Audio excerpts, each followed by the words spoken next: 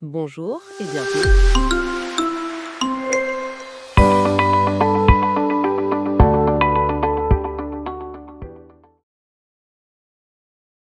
Bonjour et bienvenue. Aujourd'hui, on va s'attaquer à une pile de documents vraiment passionnante. On a des notes de projet, des rapports d'activité, des plans stratégiques, bref, un ensemble assez hétéroclite. Mais une fois qu'on met tout ça ensemble, ça brosse un portrait très très vivant.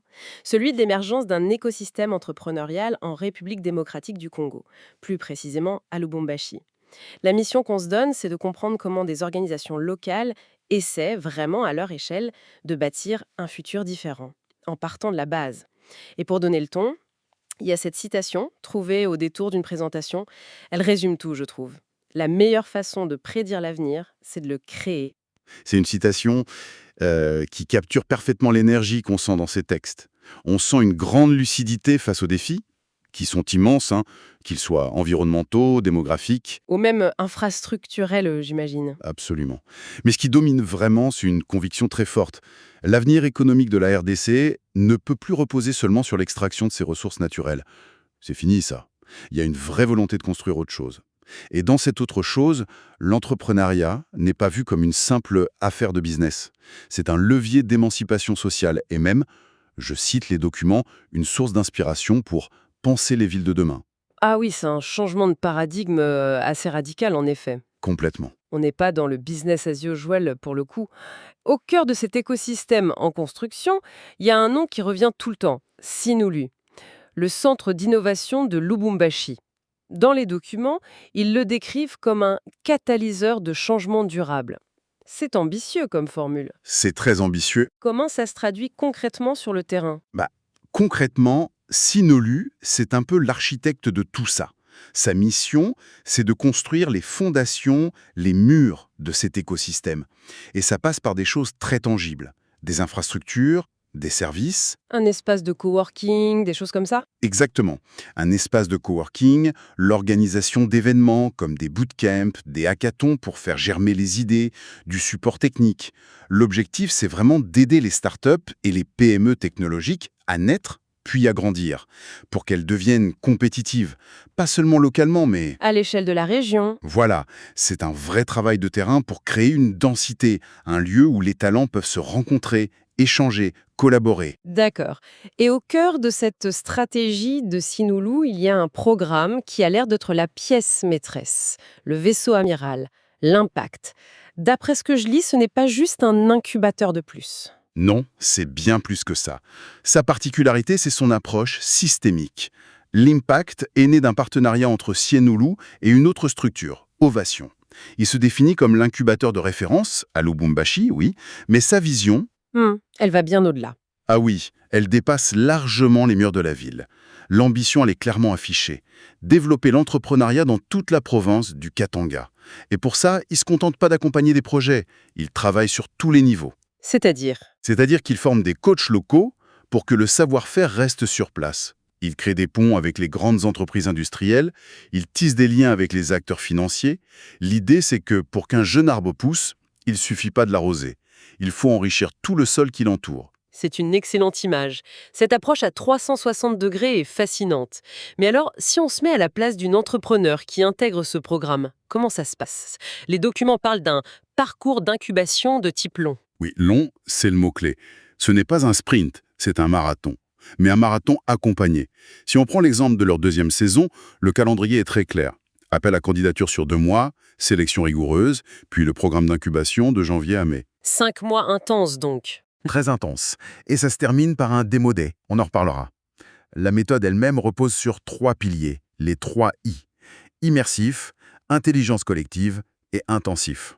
Immersif, donc les participants sont plongés dedans à plein temps. C'est ça. Intelligence collective, car ils travaillent en cohorte, en groupe. Ça favorise l'entraide, l'apprentissage entre pairs. C'est fondamental. Et enfin, intensif, avec un rythme très soutenu pour maintenir la dynamique. D'accord, cette structure a l'air très réfléchie et sur le plan de la méthode pure, les sources mentionnent le recours à la méthodologie des startups le fameux Lean Startup. Pour celles et ceux qui nous écoutent et qui ne sont pas familiers avec le terme, ça implique quoi concrètement dans le contexte de Lubumbashi? Alors, le Lean Startup, c'est une philosophie qui vient à l'origine de la Silicon Valley. Et en gros, ça inverse la logique traditionnelle. Au lieu de passer des mois à écrire un business plan parfait dans son coin, on crée très vite une version minimale de son produit et on va tout de suite la confronter au marché, au client. Pour avoir des retours immédiats. Exactement. On collecte les retours, on apprend, on ajuste et on recommence. C'est un cycle très court. Construire, mesurer, apprendre.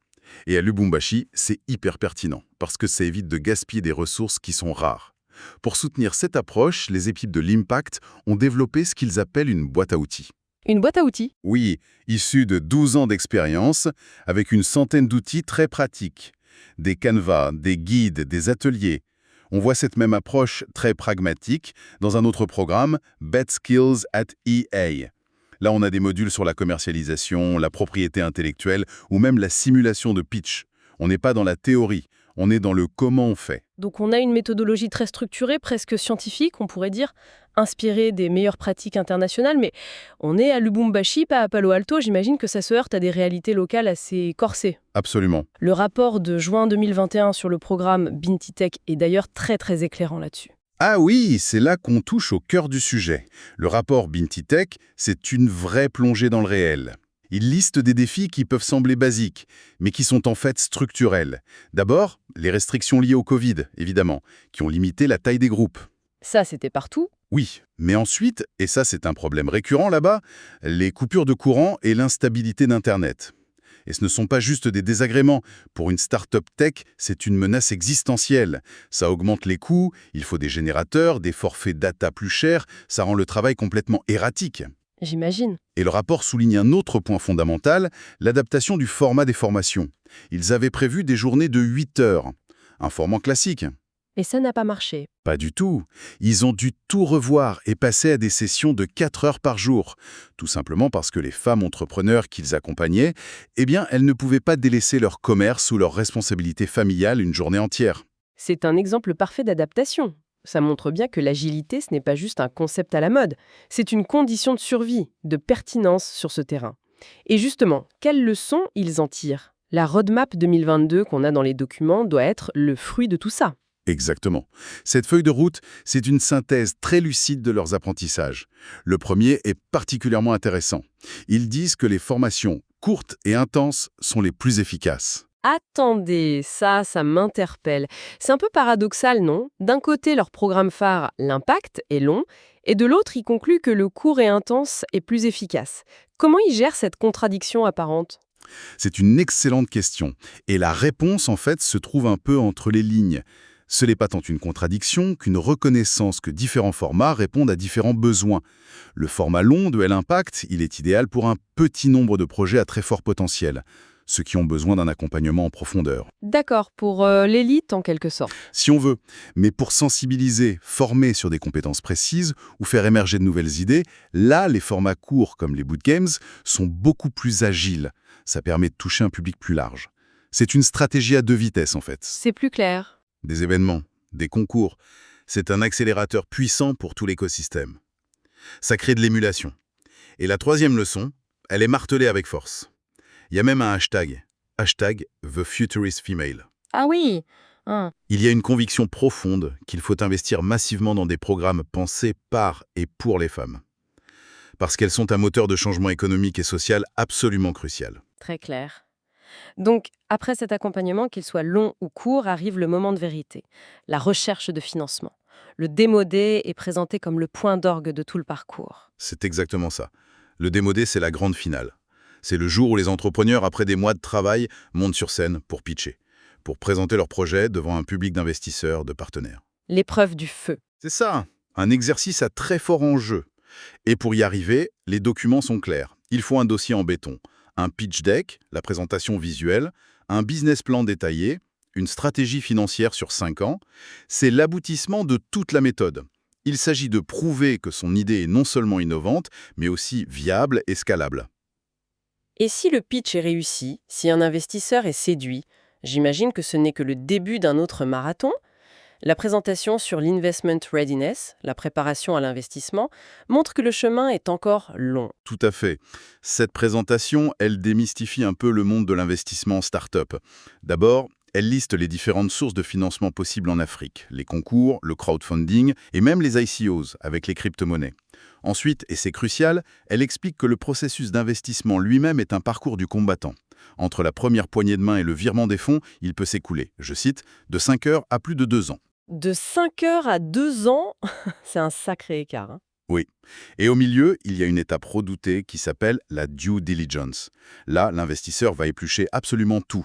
Les finances, le juridique, la technologie, l'équipe. C'est un véritable audit. Ce qui nous amène à un conseil très pragmatique donné dans cette présentation. Tout l'argent n'est pas créé égal.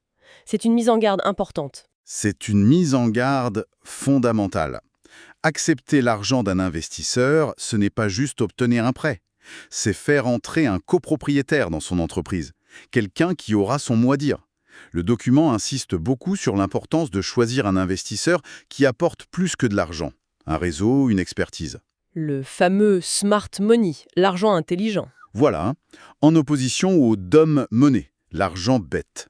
Un mauvais partenaire financier, même avec de bonnes intentions, peut tuer une entreprise prometteuse. On a donc un parcours très complet, de l'idée au financement. Mais en lisant tous ces documents, on sent que l'ambition de Silulu va bien au-delà. Il ne s'agit pas seulement de créer des entreprises rentables. On sent qu'ils veulent s'attaquer à des problèmes de société. Le projet Uvumbuzi Lab en est un exemple assez spectaculaire. Oui, Uvumbuzi Lab, c'est un saut qualitatif. Le projet part d'un constat. La RDC souffre d'un fossé des données, un data gap. Il y a énormément de données générées, mais elles sont sous-utilisées, mal comprises ou tout simplement inaccessibles. Et donc l'idée, c'est de créer un hub de sciences des données. Exactement, un hub régional d'excellence. Avec plusieurs objectifs, former les talents locaux pour qu'ils restent au pays, valoriser les données existantes, et surtout appliquer ces compétences à des secteurs vitaux, la santé publique, l'agriculture de précision, la gestion durable des ressources naturelles. Là, on passe de la création d'une start-up à la création d'une infrastructure de savoir au service du bien commun. On passe donc de l'entrepreneuriat technologique à la tech for good, comme on dit. Et ce cheminement, il nous amène tout naturellement au projet qui semble être l'aboutissement de toute cette philosophie, la création d'une école d'innovation sociale en RDC. C'est la clé de voûte de leur vision. Ici, on ne parle plus seulement de technologie, mais d'impact. La mission de cette école, ce serait de former une nouvelle génération d'entrepreneurs sociaux. Des gens qui identifient un problème social ou environnemental et qui y répondent en créant un modèle économique durable. Et les thèmes sont très concrets, j'ai vu ça. Extrêmement concret. On parle d'améliorer l'accès à la santé via la télémédecine, de lutter contre l'insécurité alimentaire, de renforcer la gouvernance avec des outils civiques. Et toujours, l'inclusion économique des jeunes et des femmes. L'entrepreneuriat est ici clairement défini comme un outil pour construire une société, je cite, plus juste, inclusive et résiliente. Le profit n'est plus la finalité, c'est... C'est un moyen. Un moyen au service d'une mission sociale. C'est exactement ça. Si on essaye de prendre un peu de recul, ce qui est vraiment frappant, c'est cette tension permanente, cette dualité. D'un côté, une vision stratégique hyper ambitieuse à très long terme. Penser les villes de demain, bâtir un hub de data science. Et de l'autre, une adaptation de tous les instants, hyper pragmatique, aux réalités du terrain, gérer les coupures de courant, ajuster des horaires de formation. C'est peut-être dans cette friction entre le rêve et le réel que se trouve toute la force de cette démarche. C'est une synthèse parfaite. C'est un exercice d'équilibriste constant. Et pour ouvrir la réflexion, tout ça soulève une question de fond. Elle n'est pas dans les documents, mais il l'inspire. Si ce modèle d'entrepreneuriat social devient un acteur majeur pour fournir des services essentiels qu'on attend traditionnellement de l'État, la santé, l'éducation, la gouvernance, quelle nouvelle dynamique ça crée? Comment ça redéfinit les rôles et les attentes de chacun? On ne parle plus seulement de créer des entreprises, on parle potentiellement de redessiner les contours de l'action publique, avec des entrepreneurs comme nouveaux partenaires, voire comme nouveaux protagonistes du changement social. C'est une perspective assez vertigineuse quand on y pense.